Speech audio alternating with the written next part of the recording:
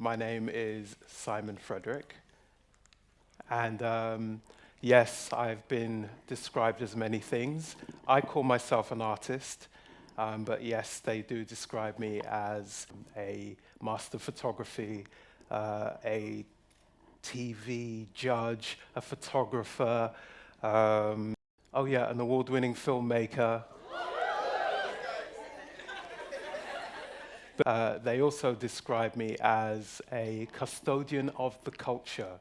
Now, I'm never really comfortable with that. I think that that's way too big a compliment to bestow upon my humble self. Because if you have any kind of success as a black person, even if you have the smallest kind of platform, you're expected to be a mouthpiece and a spokesperson for all black people. But I'd like to make this clear today by giving you all this very small disclaimer that everything I'm about to say, all my opinions, they belong to me, and in no way am I speaking for all black people. Very kind. Before I go any further, I'm going to take you on a little journey of discovery, which is going to share a little bit of my own backstory and basically tell you how my work and my life have become completely intertwined in ways that I could never have imagined. Now, I was born in one of London's 33 boroughs, W12, Shepherd's Bush to be precise. Oh, one person from Shepherd's Bush here. And we're not related. Okay. Now, it's famous for many things, but most of you will know Shepherd's Bush because it's the home of the posh Westfield. Okay. Now, my parents arrived from the jewel of the Caribbean, the wonderful island of Grenada in the 1960s. We'll have no dispute about that. They met and they married here. My father, ambitious, a little bit stubborn, nonconformist. Apparently, I've inherited all of those traits. And my mother, she was softer, but she was a true innovator. And I call her an innovator because my mum used to do something very brave. She used to put me and my brothers on the bus and take us up west. Now, for those of you who don't know what up west was or is, that's the West End. The place with the good shops and the art galleries and the museums. But that was a place that, for many years, it was perceived as being out of bounds for black people. And people would ask her, they would say, "Joan, why are you taking the children up there? You know they don't like us going up there." But she would still do that. Because she knew that taking us up there to see the good shops, to visit the museums and the art galleries, was opening up our young minds. She provided us with the social tools and the cultural resources to begin to shape our tastes and our aspirations. And above all, she was teaching us that this was our home, and there should be no place in your home that is out of bounds. One of the places my mother took me to was the National Portrait Gallery. I think she took me there because when I was younger, much to my father's annoyance, I was always drawing. I'd always have a paper and a pencil, and he would always tell me, "Boy, go and get a book."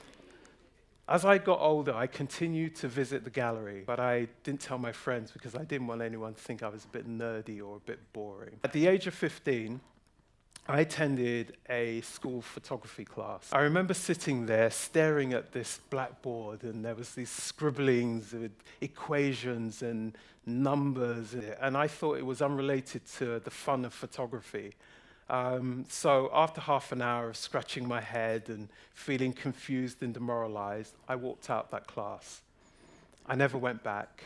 At 35 years of age, I am older than that now, I bought a decent camera. At 38, I became a professional photographer, and still to this day, I've never taken a photography lesson.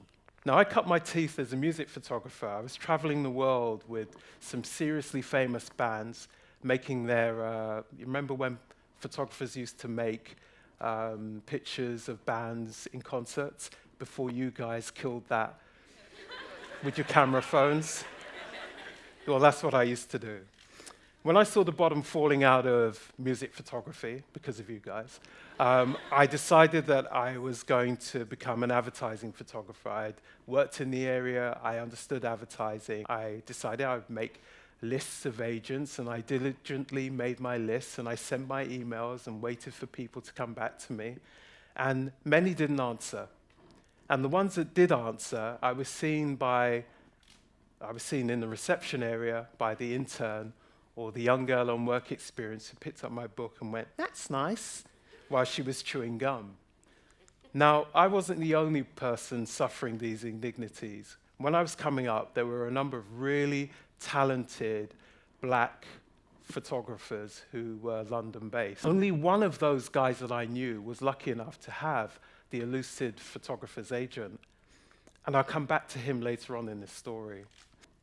I had no idea that I was going to hit this brick wall or glass ceiling. Basically meant that in my own country, my color was a barrier to my progression. And that annoyed me. Increasingly disillusioned with life in England, I was considering leaving the UK. I get commissioned to go and photograph Lenny Kravitz in festivals in Portugal. So I get on the plane, I go, and I find out that many of the big advertising agencies that exist in London also have offices in Lisbon, Portugal. So again, I diligently make my lists.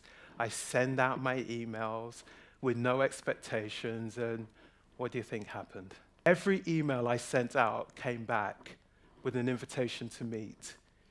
Every meeting I had was with the creative director of that advertising agency, and to my surprise, some people even arranged for me to meet their entire creative teams.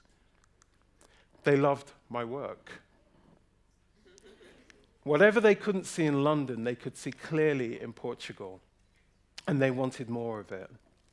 Within a week of meeting with these agencies, I'd been booked for my first ever campaign, and that was a campaign for Portugal's largest bank. And boy, did I celebrate.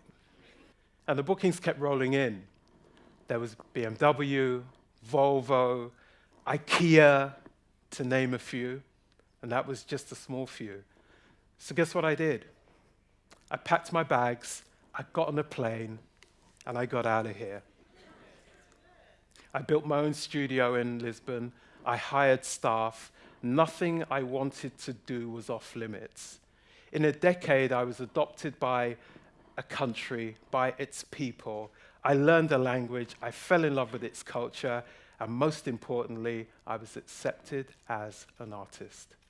Obrigado, Portugal, por dar-me oportunidades e fazer-me sentir parte da sua sociedade. Obrigado. For the non-Portuguese speakers, thank you, Portugal, for giving me opportunities and making me feel part of your society. Now, it wasn't lost on me that I had to leave England in order to find success. I hear some of you saying, "Oh," and that is how I felt about it. Then suddenly in 2010, Portugal is hit by the financial crisis, and I thought it's time to go back home. But I was confident that if I could make it there, I could make it anywhere. Do you remember the song? In 2012, I found myself back in London with a beautiful portfolio of work and an understanding and appreciation of image making which far exceeded what I had known prior to me leaving. And guess what? Nobody wanted to know. For 8 long months, I couldn't get a job to save my life. One afternoon, I decided I need to take a walk. You know, it's like this stuff is really getting to me. And I bump into my friend. Remember the one I mentioned earlier who had the photographer's agent? So I said to him, "Hey, how you doing? How are things going? How's business?" And he says to me, "I'm no longer practicing photography." He couldn't find anyone who was interested in hiring him to work. His news left me feeling crushed. I couldn't believe that more than a decade after I had left England, that things had not got better for black photographers. Defeated, I decided that I was going to give up. I was going to pack it all in. And I'm going to do something else that didn't have me questioning my own existence. So with that ringing in my head, I go for another walk. And I find myself at the National Portrait Gallery. I had nicknamed the National Portrait Gallery as the family album of our nation's achievers. But when I walked around that gallery, I didn't see many of our family in our family album that looked like me. You see, you can tell a great deal about a people, about a nation, by what graces the walls of their galleries, and what element of a country's identity is featured in their museums. So, basically, I became pissed off. I decided that I was going to do something about this. I was going to become the architect of my own destiny, that I was going to stop asking for work, and I was going to create my own work.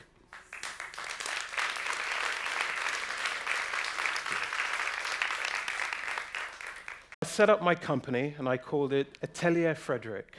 Now, the title of the company's first project, Black is the New Black, the name does not come from anything that has anything to do with race. In fact, it's an idiom which is attributed to the fashion designer Coco Chanel. And Chanel's little black dress possesses what so many want to achieve with their style. Because black will always be the new black, the little black dress remains effortlessly elegant. And with this famous phrase resonates a cultural poignancy that we all understand. We all understand that black will always be the new black, right? Right? Okay. I begin the project by making a list of influential black people that I admired, the luminaries of our time, the artists, the entrepreneurs, the performers, athletes, scientists, politicians, business leaders, and people who have made it against the odds. Everyone I chose had to meet a criteria for selection that the National Portrait Gallery themselves had set out. And that is simply men and women who have and are making British history and culture. Simple as that. Black is the New Black started out as an exhibition of portraits. That's what it was going to be. However, when people sat in front of me, in front of my camera, I realized that I had to stop. And the reason I had to stop was I simply couldn't be the only person listening to the words of wisdom that those people were telling me. I believed that that needed to be shared with other people. So I decided that I'd make a documentary alongside the exhibition because I'd never heard this before. No other ethnic group had ever been heard talking about what it's like to be British that wasn't white. Now, I don't know about you, but I thought that that was exciting. We don't have time here for me to tell you all of the twists and turns that it took to make this project and to get it off the ground. It took a long 5 years. However, Black is the New Black was commissioned by BBC Two and aired on the channel on the 16th of November 2016 at 10 p.m. That's when the first episode went out, and immediately started trending on Twitter. When I heard the name Black is the New Black, it really made me smile. I think we're on the edge of a revolution. We have our own thing, and it's really rich. We're the influencers, the tastemakers. Remember when we invented jazz and you didn't know what it was? Well, now we're going to do something else. I've never really seen myself as an immigrant. I see myself as a person. I'm proud to be black. I've never cared to be any other way.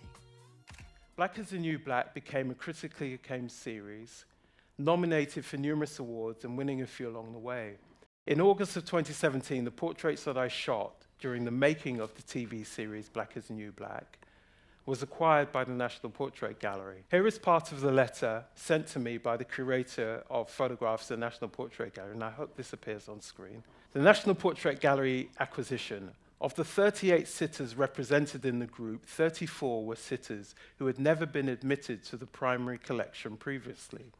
These are so-called Rule 3 sitters, meaning that the gallery's trustees must not only weigh the success of the artwork, but the significance of the sitter's contribution to British society and culture, since it is still considered by many an honour to be added to the primary collection, and the criteria are quite strict. Nevertheless, every single one of the sitters was enthusiastically endorsed, representing one of the biggest single influxes of Afro-Caribbean sitters into the primary collection in the National Portrait Gallery's history. All right.